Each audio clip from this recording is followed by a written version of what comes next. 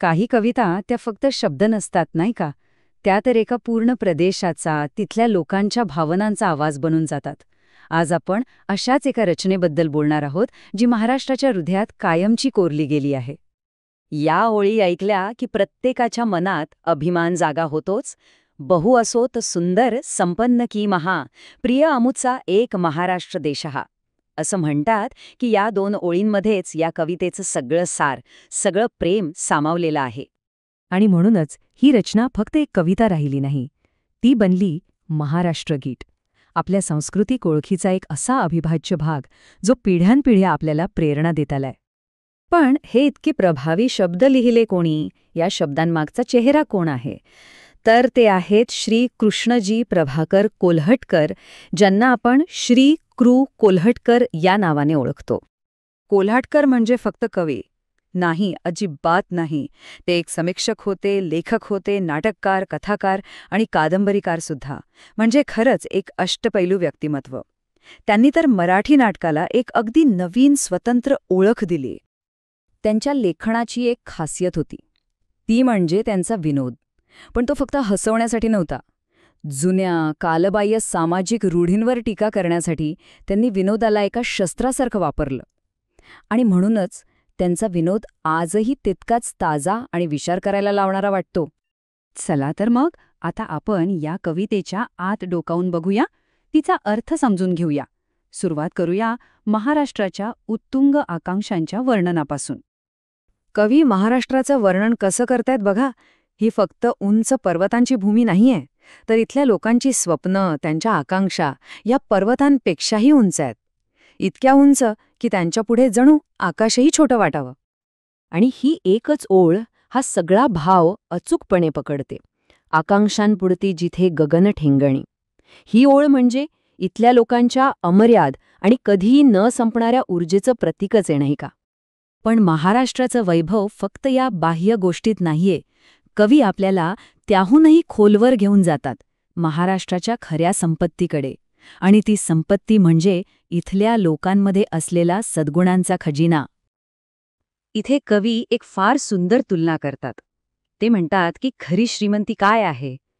मोठमोठे राजवाडे आणि हिरेमोती नाही. खरी श्रीमंती आहे लोकांच्या हृदयात, त्यांच्या चांगल्या विचारांमध्ये, सद्भावनांमध्ये. हीच तर खरी दौलत आहे. इतकंच नाही, तर कवी महाराष्ट्रातील स्त्रियांना नररत्नांची खाण असं म्हणतात. याचा अर्थ इथल्या स्त्रिया अशा नररत्नांना, अशा महान व्यक्तींना जन्म देतात, ज्यांच्या शुद्ध चारित्र्याच्या प्रकाशाने प्रत्येक घर उजळून निघतं. किती सुंदर आणि मोठी कल्पना आहे ही. आता आपण एका खूपच रंजक संकल्पनेकडे वळूया. महाराष्ट्राची एक अशी ओळख जिथे दोन पूर्णपणे वेगळे वाटणारे आदर्श एकत्र येतात आणि नांदतात. पहिला आहे विक्रम.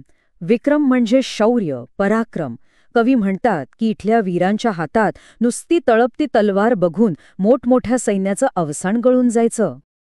आणि दुसरं आहे वैराग्य, म्हणजे भक्ती, त्याग आणि या जगाच्या मोहापासून दूर राहण्याची वृत्ती. एक प्रकारची खोल आध्यात्मिक शक्ती. आणि महत्त्वाचा मुद्दा हाच आहे की कवींच्या मते महाराष्ट्र ही अशी एक दुर्मिळ भूमी आहे जिथे पराक्रम आणि वैराग्य या दोन वरवर विरोधी वाटणाऱ्या शक्ती एकमेकींच्या विरोधात उभ्या नाहीत, तर त्या एकत्र नांदतात, एकमेकांना पूरक ठरतात. हे एकत्र येणं कवी किती छान शब्दांत मांडतात बघा. ते म्हणतात, इथे जरीपटका आणि भगवा झेंडा सोबत डोलत आहेत, धर्म आणि राजकारण एकत्र चालत आहेत आणि शक्ती व युक्ती मिळून मोठमोठी ध्येय साध्य करत आहेत.